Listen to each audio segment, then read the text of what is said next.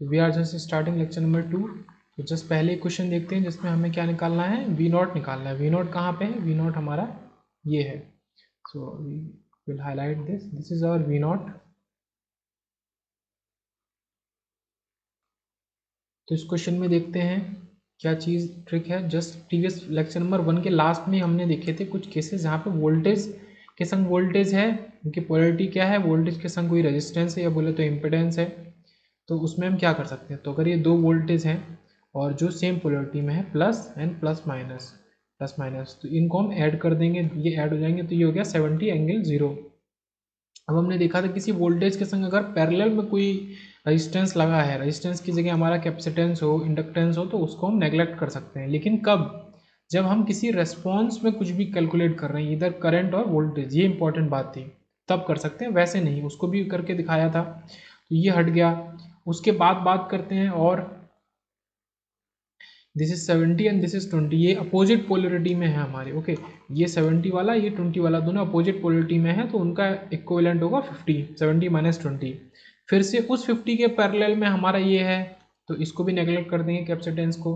Then again उस 50 के series में हमारा ये 10 आ गया, उसको देखते हैं। तो उस 50 के सीरीज में 10 आ गया, पोलरिटी वैसे ही है, प्लस माइनस, प्लस हमारा बाद में माइनस पहले, मतलब इसमें करंट माइनस से एंटर कर रही है, इसमें इस तरीके से सेम, तो उस पर 50 प्लस 10 60।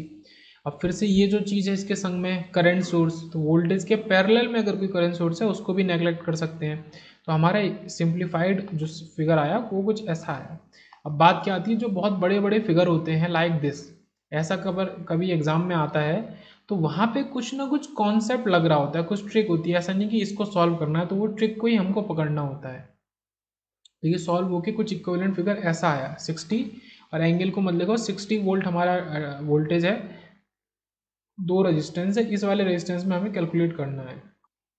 सो अभी वोल्टेज डिवीजन रूल हमने नहीं पढ़ा या करंट डिवीजन, तो सिंपल से निकाल लेते हैं, हम करंट को निकाल लेते हैं। तो हमने आई निकाली 60 अपॉन इक्विवेलेंट रेजिस्टेंस, मतलब 6 4 प्लस 2, ये 4 प्लस 2 6, तो 60 अपॉन 6 10 एम्पेयर, और ये 10 एम्पेयर 20 वाले, सॉरी 2 एम वाले में जाएगी, तो वहाँ पे वोल्ट होगा 20 वोल्ट्स। तो इस क्वेश्चन को हमने ऐसे सॉल्व किया। आगे बात करते हैं ideal current source and practical current sources की, बात कर रहे हैं हम करंट सोर्सेज की।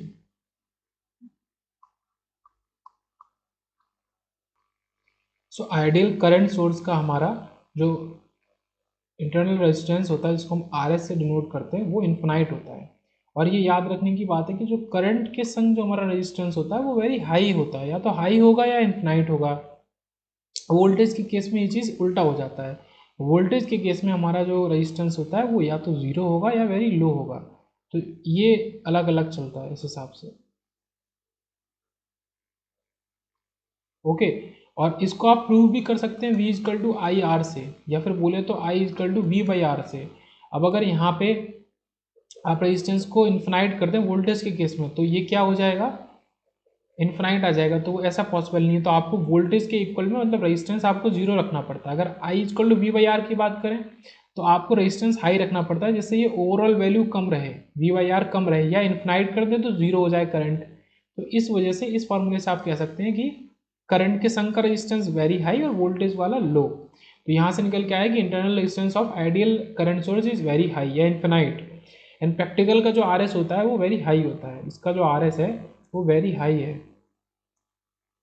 ओके, ये हम डीसी के लिए बोल रहे हैं। और अगर हम आई एस और टाइम से डिनोट करते हैं, जैसे कि ट्रांजिएंट है उस सब में, तो हमारा ये एसी सोर्स के लिए है। और ये हमारी करंट लीवर है, ये हमारी सोर्स की करंट है। तो इसका जो ग्राफ होगा वो कांस्टेंट होगा, किसके लिए, आइडियल के लिए। आइडियल के लिए हमारा वोल्टेज वाला ग्राफ भी कांस्टेंट होगा, आई और बी का ग्राफ। सिमिलरली प्रैक्टिकल के लिए हमारा वोल्टेज के बढ़ने से हमारा जो करंट है वो घट रही है। ओके, ये ग्राफ याद रखेंगे। I S is equal to I dash plus I. अब इसी में देखते हैं, इसको हमने आई माना है इसको, और इसको हम क्या बोल रहे हैं, ये जो करंट जा रही है दिस इज आई डैश, ये आई डैश है। तो आई एस जो है वो क्या है, दो करंट में डिवाइड हो रही है, आई डैश और आई में। तो यहाँ से हम निकाल सकते हैं I is equal to I S minus I dash, या फिर I is equal to I S minus V. तो ये वाली जो आई है ये किस पे डिपेंड कर रही है, इस वोल्टेज पे डिपेंड कर रही है जो इसकी वैल्यू माइनस है। ये जो आई है, ये वाली आई, इसको मैं हाईलाइट करता हूँ, ये वाला आई। तो इसके बीच में हम एक ये सोर्स करंट के बीच में नहीं बना रहे, हम इस वाली आई और वोल्टेज के बीच में बना रहे हैं, क्योंकि यहाँ माइनस है, इसकी वजह से ये ग्राफ डाउन है, ये प्रूव हुआ। For ideal current source it delivers energy at specified current I, इस आई की बात करें, which is independent of voltage across the source. ये वाला आई जो है ये इंडिपेंडेंट है वोल्टेज से, किसके लिए, आइडियल करंट सोर्स के लिए। तभी हमने उसके ग्राफ को क्या बनाया है, कांस्टेंट बनाया है, ये कांस्टेंट बनाया है। ओके, इस वैसे के बात कर रहे हैं आइडियल की। Internal resistance of ideal current source infinite है। For ideal ammeter internal resistance हमारा होता है 0 and ideal voltmeter internal resistance होता है हमारा इन्फिनाइट। तो ये चीज़ उल्टी होती है, एमीटर के लिए इंटरनल रेजिस्टेंस 0 और वोल्ट मीटर के लिए हमारा इन्फिनाइट। जैसे कि हमने पढ़ा एमीटर करंट को मेजर करता है, तो जो करंट का केस है, करंट में क्या है, इन्फिनाइट है, तो यहाँ इसका उल्टा हो जाता है। और ऐसे वोल्टेज के लिए सोर्स के लिए हमारा इंटरनल रेजिस्टेंस होता है 0, आइडियल के लिए, वोल्ट मीटर के लिए इन्फिनाइट। तो ये याद रखेंगे। Okay, practical current sources delivers energy at specified current which depends on voltage, ठीक है, वो डिपेंड करती है वोल्टेज पे। जैसे कि हमने वोल्टेज में रिलेशन पढ़ा था, ऐसे हम करंट में देखते हैं कि अगर दो डिफरेंट करंट पैरेलल में है तो हम उनका सम कर सकते हैं, ठीक है, सम कर सकते हैं। पहली चीज़, अगर उनकी पोलरिटी अलग है तो उनका सम मतलब उनका डिफरेंस करेंगे, बड़े वाले से छोटे को। अगर I1 बड़ा है तो I1 माइनस I2, अगर I2 बड़ा है तो I2 माइनस I1। ये दो रिलेशन हुए। In the practical system independent current source does not exist but dependent current source exist. तो प्रैक्टिकल सिस्टम के अंदर हम बात कर रहे हैं कि इंडिपेंडेंट करंट सोर्स हमारा एग्जिस्ट नहीं करता, केवल डिपेंडेंट करंट सोर्स ही एग्जिस्ट करता है। ओके, अब देखते हैं, अगर एक ब्रांच में आपका दो करंट सोर्स लगे हैं और दोनों सेम वैल्यू के हैं, अगर हम कह सकते हैं दोनों सेम वैल्यू डिलीवर कर रहे हैं, तो हम किसी एक को लिख देंगे और दूसरे वाले को हम हटा सकते हैं। ओके, दोनों एक ही करंट को दे रहे हैं, मतलब हम क्या बोल रहे हैं कि इसमें करंट है 5 एम्पियर जा रहा है, ये 5 दे रहा है, ये 5 दे रहा है। अगर ये 5 दे रहा है और ये 5 दे रहा है तो 10 नहीं जाएगा, 5 ही जाएगा, और 5 जाएगा इसलिए हम दूसरे वाले सोर्स को हटा सकते हैं। और फोर्थ पॉइंट क्या है, वेरी इंपॉर्टेंट, कि करंट के संग सीरीज में, अच्छा जो चीज़ें हमारा हो रहा था वोल्टेज सोर्स के लिए पैरेलल में, ऐसे वोल्टेज के संग पैरेलल में रेजिस्टेंस को हम रिमूव कर सकते हैं। और वोल्टेज दो अलग अलग अगर वोल्टेज सोर्स हैं पैरेलल में तो हम उसको एक लिख सकते हैं। तो सारा चीज़ सेम हो रहा है बट करंट में अपोजिट, सीरीज के लिए हो रहा है। लाइक ये दो करंट हमने सीरीज में देखे तो हम उसको एक लिख सकते हैं, सीरीज में रेजिस्टेंस है उसको नेगलेक्ट कर सकते हैं। ओके, और fifth point is very important कि अगर वोल्टेज सोर्स है इसके संग में तो वो किसी यूज़ का नहीं है, हम वोल्टेज सोर्स को हटा सकते हैं। वहाँ पे हमने वोल्टेज सोर्स के पैरेलल में अगर करंट सोर्स था तो हमने देखा था कि हम करंट सोर्स को हटा सकते थे, और सीरीज में हम वोल्टेज को हटा सकते हैं। एक क्वेश्चन देखते हैं, find the current in 2 ohm resistance. इस 2 ओम रेजिस्टेंस में हमें करंट बतानी है अभी, क्योंकि ये बहुत इंपॉर्टेंट पॉइंट है, ये दो करंट सोर्सेज है जिनमें करंट डिफरेंट है, तो ये केसीएल को सेटिस्फाई नहीं कर रहा है। केसीएल को आप इसमें केसीएल लगाएंगे तो केसीएल सेटिस्फाई नहीं, क्योंकि एक ब्रांच में सेम करंट फ्लो होनी चाहिए। तो with respect to KCL current flowing through all the series element should be equal, this is important point. और देखते हैं, अगर हम कुछ ऐसा लें जिनकी डायरेक्शन अलग है, 6 एम्पेयर ये इधर जा रहा है, ये इधर जा रही है, तो ये भी केसीएल को सेटिस्फाई नहीं कर रहा, डायरेक्शन अपोजिट है, तो इस पर भी हम अप्लाई नहीं कर सकते हैं। अगर हमने 6 एम्पेयर सेम डायरेक्शन में लिए हैं तो हम एक को नेग्लेक्ट करके हम ये लिख सकते हैं, जिससे हमारा वोल्टेज आ गया इसके cross 18 volt. Okay, voltage I into R, तो 6 इंटू 3। अब इस क्वेश्चन में बात करते हैं कि हमें क्या सॉल्व करना है, पावर निकालनी है, हमें पावर कैलकुलेट करके लानी है, पीएस, इस सोर्स के अराउंड पावर कैलकुलेट करनी है। सो हम इसमें बात करें, सोर्स, इस करंट सोर्स के संग ये जो रेजिस्टेंस है इसको हमने नेगलेक्ट कर दिया। ओके, ये दिख रहा होगा, नेगलेक्ट कर दिया। यहाँ पे ये 6 एम्पेयर है तो ये डिवाइड होगी 3 एम्पेयर और 3 एम्पेयर में, ये दोनों रेजिस्टेंस सेम वैल्यू के हैं इसलिए इक्वली डिवाइड हो गई। अब ये 5 ओम का है, 3 एम्पेयर करंट जा रही है, तो इसका वोल्टेज हो गया इसके क्रॉस 15 वोल्ट, सिमिलरली इसके क्रॉस 15 वोल्ट, तो फिर इसके अक्रॉस भी 15 वोल्ट ही होगा। ये समझने की बात है, 15 वोल्ट होगा पूरे के अक्रॉस। ओके, पूरे के क्रॉस हो गया। अब ये 2 ओम का रेजिस्टेंस है, वो केवल पर्टिकुलर रेस्पॉन्स को कैलकुलेट करने के लिए हम नेगलेक्ट कर सकते हैं। हम इसकी खुद की बात कर रहे हैं तो इसको थोड़ी नेगलेक्ट करेंगे, हम इसी की बात कर रहे हैं। ये 2 ओम है, करंट फ्लो हो रही है 6 ओम, तो यहाँ पे 6 एम्पेयर, तो वोल्टेज कितना होगा 12 वोल्ट। अब ये 12 हुआ तो यहाँ पे वोल्टेज कितना बचा, यहाँ पे हमारा वोल्टेज कितना बचा, 15 में से 3 वोल्ट बचा, इसके अराउंड 3 वोल्ट हमारा वोल्टेज है। अब क्योंकि इसकी पोलैरिटी हमने अलग ली है, ये इंपॉर्टेंट पॉइंट है, बिकॉज ये प्लस माइनस, मतलब जहाँ से करंट एंटर कर रही है उसको हम प्लस लेते हैं, मतलब ये कन्वेंशन के ऊपर है, आप शुरुआत से जैसा फॉलो करना चाहे वैसा फॉलो कर सकते हैं। तो माइनस प्लस, तो अब इसका वोल्टेज जो हमने अज्यूम किया है Vs, वो हमने इसका अपोजिट किया है, इस वजह से वैसे तो हम क्या लिखते हैं कि Vs प्लस, मतलब ये इतना वोल्टेज और ये इतना वोल्टेज, ओके, ये प्लस करके 15 बन रहा है, क्योंकि पोलैरिटी अलग है तो हम ऐसा नहीं लिखेंगे, ये लिखा है हमने Vs माइनस 12, तो 15 is equal to Vs minus 12, Vs is 27 volt and power across 6 ohm या 6 ampere power current source is 27 into 6, तो पावर हमारी कितनी आई, इतनी पावर आई। अब हम सेम केस में बात करते हैं कि अगर हम नेग्लेक्ट कर दें इसको पूरी तरीके से, फिर हम कैलकुलेट करें, तो फिर जो इस ब्रांच का पूरा वोल्टेज होगा वही इसके करंट सोर्स का वोल्टेज होगा, जो कि 15 वोल्ट है, कि इधर वाले वोल्टों की वजह से, वोल्टेज की वजह से, तो पावर 15 इंटू 6 या 27 इंटू 6, तो हमारा डिफरेंट आंसर आ रहा है। तो इससे हमें बहुत इंपॉर्टेंट पॉइंट सीखना है, डिफरेंट आंसर आ रहा है तो इंपॉर्टेंट पॉइंट है कि 2 ohm resistance can't be remove for calculating the voltage और power across a current source. केवल रेस्पॉन्स, किसी पर्टिकुलर रेस्पॉन्स के अंदर हम वोल्टेज लाइक इसके अंदर निकालना चाहें, रेजिस्टेंस के अंदर, इसके अंदर, तब हम इसको नेग्लेक्ट कर सकते हैं। ये इंपॉर्टेंट पॉइंट है, ये हमने वोल्टेज के अंदर भी ऐसा एग्जाम्पल लिखा था। फिर मैंने क्या लिखा है कि for figure 3, 4 and 5 of previous page, ये जो फिगर हैं ये वाले, तो यही सब काम हमारा ये जो है ये 3, 4, 5, यही सब काम हमारा कहाँ हो रहा था, वोल्टेज में हो रहा था, बट वहाँ पे पैरेलली हो रहा था या सीरीज में हो रहा है, तो ये देखने वाली बात है।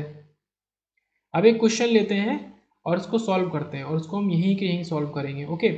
तो मैं हाईलाइट करते हुए चलूँगा, ये हमारा है, हमें क्या निकालना है, हमें V0 निकालना है, ओके, V0 निकाल के लाना है, जिसकी पोलैरिटी कुछ ऐसी है। इस 2 ओम के क्रॉस हमें वोल्टेज निकालना है।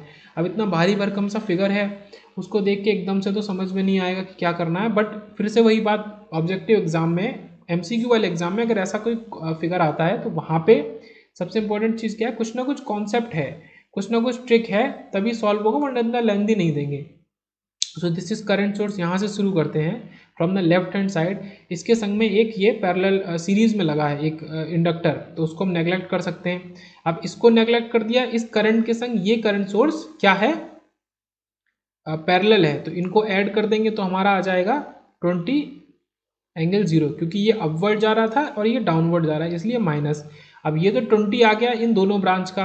अब इसको अगर आप विजुलाइज कर सकें तो ये 20 आ गया इसके, इन दोनों ब्रांच का। इसके बाद इन ब्रांच के संग सीरीज में लगाए एक एलिमेंट, उसको भी नेग्लेक्ट कर देंगे। जब वो उसको नेग्लेक्ट कर देंगे तो इस 20 को फिर हम, ये जो मैंने पिंक से किया है ये पहले ऑरेंज से किया था, इस 5 एंगल 0 के संग हम ऐड करेंगे तो आ गया 25 आ गया। अब इस 25 के साथ में वोल्टेज सोर्स है जिसको हम नेग्लेक्ट कर सकते हैं, सीरीज में है इसलिए कर सकते हैं, तो इस 25 के संग फिर इस 15 को ऐड करेंगे तो फाइनल हमारा जो करंट आई वो 40 एंगल 0 आई, जो हमने यहाँ पे बनाई।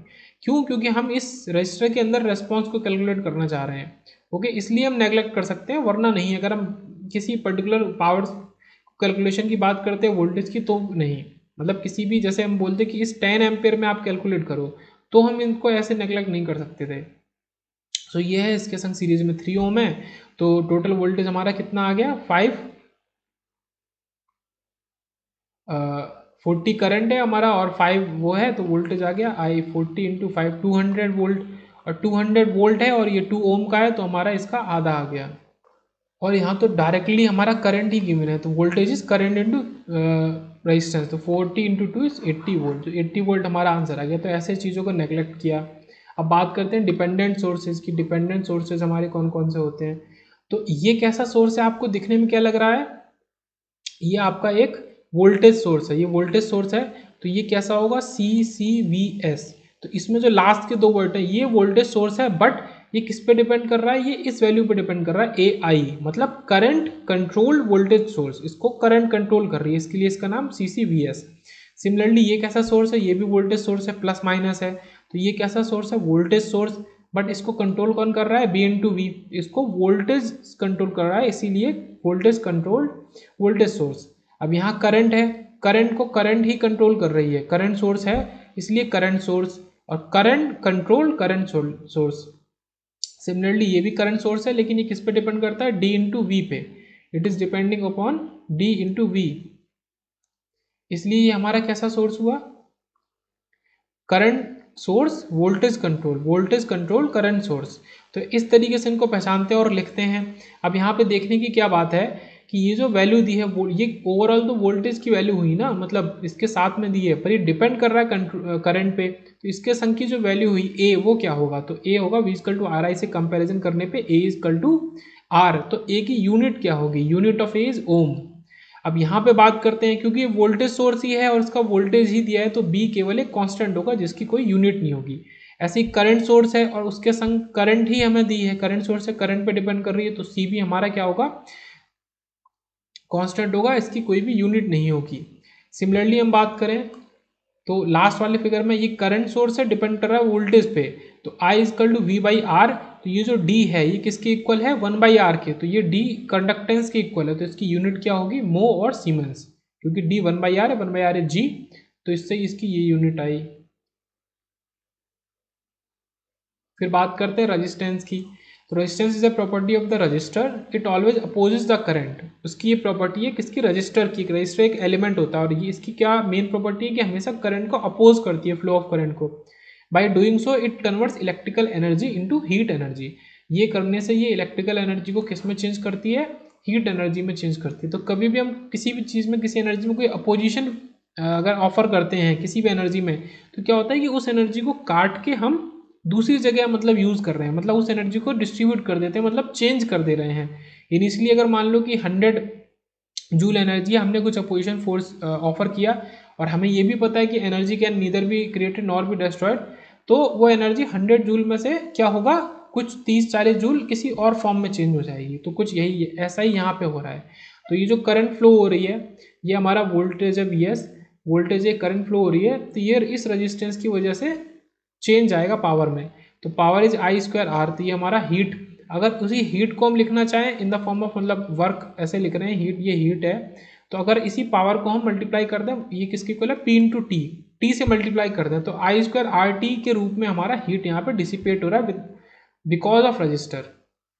ओम्स लॉ की बात करते हैं तो ओम्स लॉ का जो बेसिक फॉर्म है वो कुछ इस तरीके से, जे इज प्रोपोर्शनल टू ई, जो हमने ईडीसी में भी पढ़ा या पढ़ेंगे, तो ये हमारा एक एलिमेंट है जिसकी लेंथ एल है, एरिया ए है, तो this is J is equal to sigma E, J is equal to sigma E, बहुत ही इंपॉर्टेंट रिलेशन है, ईडीसी में तो बार बार रिपीट होता है। तो अब लिख सकते हैं हम इसको और सिंप्लीफाई करके, जे इज आई बाई ए, ये क्या है, करंट डेंसिटी, करंट डेंसिटी मतलब करंट और अपॉन एरिया, तो I by A is equal to 1/रो, सिग्मा क्या होता है 1/रो, ये मल्टीप्लाई है, एंड ई क्या होता है, सिग्मा क्या होता है कंडक्टिविटी, तो ये 1 रजिस्टिविटी, ई क्या होता है, E is equal to V by L, या वी बोले तो V is equal to E L. Okay, तो ये रिप्लेस कर दिया, तो ये 1/ओ से रिप्लेस किया, this is V by L से, तो वी बाई आई जो निकाला, वी इस आई को इधर ले गए, तो रो एल बाई ए, अब रो एल बाई ए क्या होता है, कांस्टेंट होता है जो कि इक्वल होता है रेजिस्टेंस के, तो इसलिए यहाँ से निकल गया ओम फ्लो का जो फॉर्म जो फेमस है जो हमें पता है, V is equal to I R. अब बात करें यूनिट्स की, यूनिट्स आर वेरी इंपॉर्टेंट, तो J is equal to I by A तो एम्पियर पर metre square, E is equal to V by L मतलब वोल्ट पर मीटर, सिग्मा 1/रो तो मो या फिर सीमन। ओके, सिग्मा की बात कर रहे हैं तो रो हमारा rho is equal to R A by L, इसलिए ये मो पर मीटर हो जाता है, और R is equal to rho L by, तो ये तो ओम है, रेजिस्टेंस तो ओम होता है, ये इनकी यूनिट्स हैं। तो ohm's law states that constant temperature current density law is directly proportional to the electric field intensity, ये मतलब हम बोल रहे हैं कि हमारे एक कांस्टेंट टेम्परेचर पे करंट डेंसिटी जो है वो डायरेक्टली प्रोपोर्शनल है इलेक्ट्रिक फील्ड इंटेंसिटी के। तो डिफरेंशियल फॉर्म ऑफ या difference form of ohm's law की बात करें, आर इजकल टू, ये आर के अगर रूप में हम देख रहे हैं ये है, डिफरेंट फॉर्म की बात कर रहे हैं, तो v is equal to R I या फिर i is equal to G V, मतलब इसको जब हम r को 1/g लिख देंगे, और v is equal to R D theta by D T. Okay, या D Q by D T. फिर एल के फॉर्म में देखा है और सी के फॉर्म में देखा है। तो एल के फॉर्म में voltage equal to I L और उसका डिफरेंशियल करंट का, इसका अपोजिट हो जाएगा, करंट को निकालेंगे तो यहाँ पे इंटीग्रेशन हो जाएगा वोल्टेज का। सेम हम बात करें करंट की, सी के लिए करंट का क्या है, current equal to C differential, और वोल्टेज की बात करेंगे तो वोल्टेज क्या हो जाएगा, इंटीग्रेशन ऑफ आई। तो अगर यहाँ डिफरेंशियल है तो यहाँ दूसरा आपका जो V, अगर V डिफरेंशियल से मिल रहा है तो करंट इंटीग्रेशन से मिलेगी। कैपेसिटर में करंट डिफरेंशिएशन से मिल रही है तो वोल्टेज इंटीग्रेशन से मिलेगा, तो ये याद रखेंगे।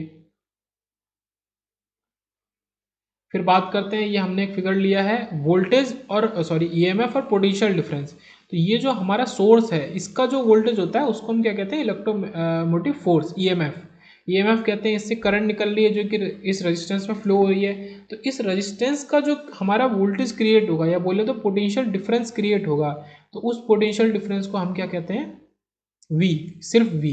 तो ये जो V है ये पोटेंशियल डिफरेंस है। तो ओम्स लॉ के दो फॉर्म हैं और दोनों करेक्ट हैं। अगर हम EMF की बात कर रहे हैं तो I is proportional to VS, और अगर हम V की बात कर रहे हैं तो V is proportional to I।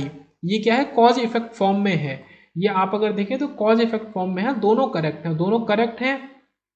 और अगर इसको हम उस केस के लिए लिखेंगे और इसको इस केस के लिए लिखेंगे तो गलत क्यों जाएंगे वो देखते हैं। तो I क्या है, जो V है, मतलब V हमारा क्या है, इफेक्ट, और आई क्या है, कॉज। तो हमेशा कॉज को राइट हैंड साइड में और इफेक्ट को लेफ्ट हैंड साइड में लिखते हैं। ओके, ये इंपॉर्टेंट चीज़ है। मतलब वी हमारा बन रहा है, वी किसकी वजह से बन रहा है, ये जो करंट फ्लो हो रही है इसकी वजह से बन रहा है, तो वी इफेक्ट है और आई कॉज है। सिमिलरली ईएमएफ की बात करें तो इस ईएमएफ की वजह से हमारा ये करंट बन रही है, जनरेट हो रही है, तो आई हमारा इफेक्ट है और वी एस हमारा कॉज है। तो कॉज को हमेशा लेफ्ट साइड में लिखते हैं, तो इस वजह से ये अलग है, बट यहाँ पे वी और वी एस दोनों अलग है, ये याद रखने वाली बात है। EMF is independent on the resistance magnitude but potential difference depend on the current and resistance magnitude। तो EMF जो है वो इंडिपेंडेंट होता है, क्यों, EMF तो बैटरी है, वो तो उसको तो अपना जो उसका फिक्स है कि वो 9 वोल्ट की है तो 9 वोल्ट देगी ही, उसे इससे मतलब नहीं है कि आपने कितने बड़ी वैल्यू के रेजिस्टेंस के संग उसको लगाया है, उससे इससे मतलब नहीं है। तो वो पोटेंशियल डिफरेंस को मतलब होता है, पोटेंशियल डिफरेंस डिपेंड करेगा कि आपका रेजिस्टेंस कितना, पोटेंशियल डिफरेंस की वैल्यू तो बदलेगी ना, ऑब्वियस ही बात है। VS फिक्स है, R फिक्स है तो V है। अब R को हमने कम किया तो V में चेंज आएगा, R को ज़्यादा किया तो V में चेंज आएगा, VS क्योंकि फिक्स है। तो ये बात करी। Physically both figures are different and registers is a physical element. अगर हम इन फिगर की बात करें, ये वाला एंड ये वाला, तो ये दोनों फिगर डिफरेंट है क्योंकि रजिस्टर एक फिजिकल एलिमेंट होता है। मतलब रजिस्टर एक फिजिकल एलिमेंट है, मतलब ये जो रजिस्टर है और ये जो रजिस्टर है ये सेम वैल्यू का है, तो ये सेम है नहीं, ये सेम नहीं है। अगर मैं कहूँ कि इसका स्टार्टिंग पॉइंट ये है और फिनिशिंग पॉइंट ये है, अगर मैं बोलूँ इसका फिनिशिंग मैं यहाँ कर दूँ, स्टार्टिंग यहाँ कर दूँ, तो ये दोनों फिगर सेम नहीं होंगे, ये इंपॉर्टेंट बात है। तो यही चीज़ हमने यहाँ पे करी है, ये इसका स्टार्टिंग पॉइंट है, ये फिनिशिंग पॉइंट है। सिमिलरली यहाँ पे ये स्टार्टिंग पॉइंट है और ये फिनिशिंग पॉइंट है। ओके, हमने इसके फिनिशिंग पॉइंट को पॉजिटिव टर्मिनल से जोड़ा है और यहाँ पे हमने स्टार्टिंग पॉइंट को पॉजिटिव टर्मिनल से जोड़ा है। इस वजह से करंट इसके स्टार्टिंग से एंटर कर रही है और यहाँ करंट इसके फिनिशिंग पॉइंट से एंटर कर रही है, इसलिए ये दोनों अलग हैं। यही चीज़ यहाँ पे लिखिए, physically both figures are different as registers, register is a physical element, starting point of register, final point. अब बात करते हैं कि हमारा जो ग्राफ है V और I का, this is V and this is I. V कौन सा वाला, पोटेंशियल डिफरेंस वाला V, पोटेंशियल डिफरेंस वाला। तो ये किसके इक्वल होता है, ये इस तरीके से लीनियर होता है, इसका स्लोप है जो कांस्टेंट है। क्यों, क्योंकि V हमारा प्रोपोर्शनल टू I हमने देखा, और ये हमारा नेगेटिव कोऑर्डिनेट में भी चलेगा। अगर हम इसके लिए बनाएंगे तो ऐसा आएगा, और जब हम पोलैरिटी बदल देंगे, मतलब हम रजिस्टर को बदल दे रहे हैं उसका स्टार्टिंग और फिनिशिंग पॉइंट, तो हमारा ये नेगेटिव कोऑर्डिनेट में देगा, क्योंकि वहाँ पे हमारी I और V दोनों की वैल्यू नेगेटिव हो जाएगी इससे। अब ये किस तरीके का ग्राफ है, ये बाइलेटरल ग्राफ है। ये समझने वाली बात है कि बाइलेटरल क्या होता है, बाइलेटरल या बाई डायरेक्शनल ग्राफ है। मतलब ये बाई डायरेक्शनल है, ये तो दिख रहा है कि इस डायरेक्शन में भी, इस कोऑर्डिनेट में, इसमें भी, और इसी को हम बाइलेटरल भी कहते हैं। यहाँ पे एक एग्जाम्पल ले लेते हैं, लाइक अ डायोड। आप अगर डायोड की बात करें और उसमें आप करंट फॉरवर्ड साइड से भेजें और रिवर्स साइड से भेजें, तो वो आपको इक्वल करंट देगा या इक्वल रेजिस्टेंस ऑफर करेगा, नहीं। रिवर्स साइड से वो ज़्यादा ऑफर करेगा और फॉरवर्ड से कम ऑफर करेगा। मतलब एक जो डिवाइस है वो दो डिफरेंट डिफरेंट वैल्यू दे रही है, तो हम उसको क्या बोलेंगे, वो यूनिडायरेक्शनल डिवाइस है, वो यूनिडायरेक्शनल डिवाइस है, वो बाई डायरेक्शनल नहीं है। ओके, क्योंकि वो हर एक डायरेक्शन के लिए बदल जा रही है, वो केवल एक डायरेक्शन के लिए अलग और एक के लिए अलग। By directional device like register, inductor, capacitor, वो क्या है कि आप उसमें करंट इधर से भेजो या उधर से भेजो, उसमें वो चेंज नहीं आता। तो बायलेटरल की बात करें, और ये लीनियर भी है, ये ग्राफ लीनियर भी है, वो देखने से पता चल रहा है। Every linear element is by directional but converse is not true, मतलब जितने भी लीनियर एलिमेंट है वो बाई डायरेक्शनल होंगे ही होंगे। क्यों क्यों होंगे? अगर आप इसको आधा बनाओ, आप इसको मिटा दो, ओके, तब भी तो मैं कह सकता हूँ कि इसको मैं यहाँ पे एक्सटेंड कर सकता हूँ, ये होगा लीनियर ही। लेकिन सारे के सारे बाई डायरेक्शनल लीनियर नहीं होंगे, तो इसका कन्वर्स ट्रू नहीं है। लीनियर तो बाई डायरेक्शनल होगा, बट हम इससे पीछे नहीं जा सकते। When element obeys Ohm's law, then it is called linear register. अगर कोई ओम्स लॉ को फॉलो करता है तो हम उसको लीनियर रजिस्टर कहते हैं। When the element properties and characteristic are independent of direction of current, then it is called as bidirectional element. तो ये जो रजिस्टर है, इसकी जो प्रॉपर्टी है, कैरेक्टरिस्टिक है, वो किस पे इंडिपेंडेंट है? डायरेक्शन ऑफ करंट पे। आप इधर से भेजो या उधर से भेजो, रेजिस्टेंस की वैल्यू सेम है, बट डायोड में चेंज हो जा रहा है ऐसा। ओके, इस डायोड में, इस वजह से ये यूनिडायरेक्शनल एलिमेंट है और हमारा register by directional. When element properties and characteristic depends on direction of current, then it is called unidirectional element, जैसा कि हमने डायोड में देखा। Example diode. अब बात करते हैं ओम्स लॉ कॉन्सेप्ट की, कहाँ कहाँ नहीं अप्लाई कर सकते हैं हम। ओके, हम ओपन सर्किट में और शॉर्ट सर्किट में अप्लाई नहीं कर सकते हैं। तो ओपन सर्किट में हम बात करें, हमारा करंट क्या हो जाता है? जीरो। ओके, क्यों? सर्किट ओपन हो गया, ओपन हो गया तो करंट ही फ्लो नहीं होगा। जब करंट फ्लो नहीं होगा तो आप V=IR में लगाओ, तो I को जीरो कर दो, और इस केस में हमारा रेजिस्टेंस होता है इन्फिनाइट। तो जीरो इंटू इन्फिनाइट क्या है? अनडिफाइंड। ओके, जब करंट जीरो होगा, या फिर बात करें ओपन सर्किट की, ओपन सर्किट का रेजिस्टेंस इन्फिनाइट होता है। ये इंपॉर्टेंट पॉइंट है, याद रखने वाला। तो ये अनडिफाइंड है, तो यहाँ ओम्स लॉ वैलिड नहीं होगा। ऐसे शॉर्ट सर्किट की बात करें जहाँ रेजिस्टेंस जीरो होता है, कोई पाथ बिल्कुल बंद है, तो इसमें क्या बोलेंगे? रेजिस्टेंस जीरो है, तो शॉर्ट सर्किट के लिए रेजिस्टेंस जीरो है, तो यहाँ पे वोल्टेज भी जीरो हो गया। वोल्टेज जीरो हो गया तो जीरो बाई जीरो का फॉर्म बन गया, I=, तो वो नॉन डिफाइंड है। तो इन दोनों केसेस में हम ओम्स लॉ को नहीं लगा सकते। अब शॉर्ट में बात कर लेते हैं non linear, unidirectional, bidirectional, active, passive element की, उनको कैसे पहचानते हैं। तो ये कैसा है? पहला वाला एग्जांपल, ये नॉन लीनियर है तो साफ दिख रहा है क्योंकि यहाँ पे ये कांस्टेंट हो गया। अब ये यूनिडायरेक्शनल है या बाईडायरेक्शनल है? अब क्योंकि ये सेम मैच नहीं कर रहा है, जो बाईडायरेक्शनल होते हैं ग्राफ, वो फर्स्ट और थर्ड क्वाड्रेंट में इक्वल होते हैं, एज इट इज होते हैं, ठीक है, सिमिलर होते हैं ये, क्योंकि यहाँ पे ये कांस्टेंट हो गया, यहाँ पे ऐसा नहीं है, इस वजह से ये यूनिडायरेक्शनल है। और एक्टिव की क्या डेफिनेशन होती है? अगर हम V/I का रेशियो निकालें और वो रेशियो पॉजिटिव आ जाए फॉर बोथ द क्वाड्रेंट्स, मतलब फर्स्ट एंड थर्ड के लिए वो पॉजिटिव आ जाए, तो ये हमारा क्या होगा? एक्टिव एलिमेंट होगा। ओके, अब नेगेटिव आए तो हमारा पैसिव एलिमेंट होगा।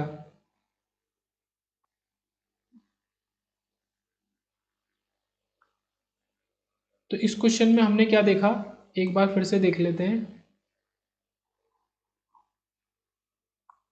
ये हमारा पॉइंट ए मतलब ये सारे के सारे पॉइंट ए हैं, ये हमारा पॉइंट बी और ये बीच वाला बी। तो हम हर दो एलिमेंट के लिए चेक करेंगे, ये दोनों एलिमेंट पैरेलल में, क्योंकि ये दो जॉइंट से बने हैं, बी और ए। सिमिलरली ये भी, ये बी है, इसके इधर भी बी और इधर ए है। सिमिलरली इन दोनों के बीच में यहाँ पे ए है और इस साइड में बी है। ओके, तो हर दो इसमें एलिमेंट पैरेलल में है। तो यही हमने यहाँ पे बनानी है, सारी की सारी चीज़ें हमने पैरेलल में बना दी। अब पैरेलल में बना दी और हमें इस 2 ओम के अराउंड I0 कैलकुलेट करना है। तो इसको हम एज इट इज़ लिखेंगे, बाद में भी एज इट इज़ लिखेंगे। अब यहाँ पे हमारा ये 3 एम्पेयर और ये 7 एम्पेयर पैरेलल में, तो ये ऐड हो जाएगा, ये बन जाएगा 10 एम्पेयर। और सिमिलरली ये 6 ओम 3 ओम ऐड होके पैरेलल में हमारा बन जाएगा 2 ओम। ये तो 2 ओम बन गया और करंट 10 एम्पेयर है। अब ये भी 2 ओम है और ये भी 2 ओम है, तो इक्वल करंट डिवाइड होगी 5 एम्पेयर एंड 5 एम्पेयर। तो 5 एम्पेयर की वजह से 5 × 2 10 वोल्ट, तो 10 वोल्ट वोल्टेज आ गया इसके अराउंड। और करंट कितनी है? हमें करंट I0 निकालनी थी, जो कि 5 एम्पेयर। अब एक क्वेश्चन और लेते हैं जिसमें कि हमको क्या निकालना है? I0 ही निकालना है। तो I0 कहाँ पे, वो देखना जरूरी है। इस वोल्टेज सोर्स के अराउंड, इस वाली ब्रांच में हमें करंट निकालनी है। ओके, इस वाली ब्रांच में करंट निकालनी है। इसमें फिर से वही कॉन्सेप्ट जो हमने सीखा था नोड वाला, जॉइंट वाला। दिस इज ए, ये ए है तो ये भी ए होगा और ये भी ए होगा। ओके, ये बी है तो हमारा ये भी बी होगा, यहाँ पे हमारा बी ए के इक्वल हो जा रहा है, और ये बी होगा तो ये भी बी होगा। इस तरीके से बाकी हम नहीं लिख सकते। अगर हम केवल इतनों की बात करें, हम किसकी किसकी बात कर रहे हैं मैं दिखाता हूँ आपको। ये एलिमेंट, ये एलिमेंट, ये एलिमेंट और ये हमारा जो लाइन है ये हमारा क्या शॉर्ट सर्किट है। शॉर्ट सर्किट का हमारा क्या होता है, रेजिस्टेंस 0 होता है। ओके, ये 4 एलिमेंट है, ये यहाँ पे ए है और ये बी है, फिर इधर भी बी है, ऊपर भी बी हो गया क्योंकि ये बी है तो ये भी बी हो गया, ये भी बी हो गया और ये भी बी हो गया। तो हम इससे क्या कह सकते हैं, चारों पैरेलल में है, चारों पैरेलल में है, पर उसमें से एक रेजिस्टेंस हमारा क्या हो गया, 0 हो गया। तो एक रेजिस्टेंस 0 होने की वजह से हमारा पूरा पैरेलल वाला सर्किट, लाइक अगर ऐसे 4 रेजिस्टेंस है और चारों पैरेलल है, उसमें से एक 0 है तो ये पूरा ही 0 हो जाएगा हमारा। ये यहाँ पे टिक लगी थी। अब ये 0 हो गया तो हमारा बचा क्या, हमारा ये एलिमेंट बचा और हमारे ये 2 रजिस्टर्स बचे। क्यों, क्योंकि ये इनके ऊपर तो बी था, पर इसको हम कह सकते हैं कि this is something point C, ये पॉइंट कोई सी है, तो वो हमने यहाँ बनाया। ओके, और ये 6 ओम का रजिस्टर भी बना दिया हमने, ये अलग है, वो उन 4 में नहीं आ रहा था जो मैंने हाईलाइट किए, तो वो 6 ओम ऐसे बना। उसके ऊपर हमने शॉर्ट सर्किट बनाया, ये अपना एलिमेंट बनाया, और नीचे क्या है, 3 ओम का रजिस्टर बनाया, ये इनको कनेक्ट करके ये वाला रजिस्टर यहाँ पे निकला आके, और ये 3 ओम रजिस्टर है ये वाला। तो ये बच के आया, ये हमारा बचा हुआ सर्किट आया। अब इस सर्किट में हमें सॉल्व करना है और आई नॉट निकालना है, इस सर्किट को सॉल्व करना है। इसको सॉल्व करते हैं तो ये जो 6 ओम है और ये 3 ओम क्या बन गए, 6 ओम बन गए। तो ये 6 ओम, ये 6 ओम, इसको ये दोनों पैरेलल में और सॉल्व करते हैं तो ये 3 ओम बन गए, ये 3 ओम बन गए। अब इतना सा हमारा सर्किट बचा, ये 20 वोल्ट है, ये 3 ओम में कितनी करंट भेजेगा, तो 20/3। तो 20/3 is the answer of this particular question.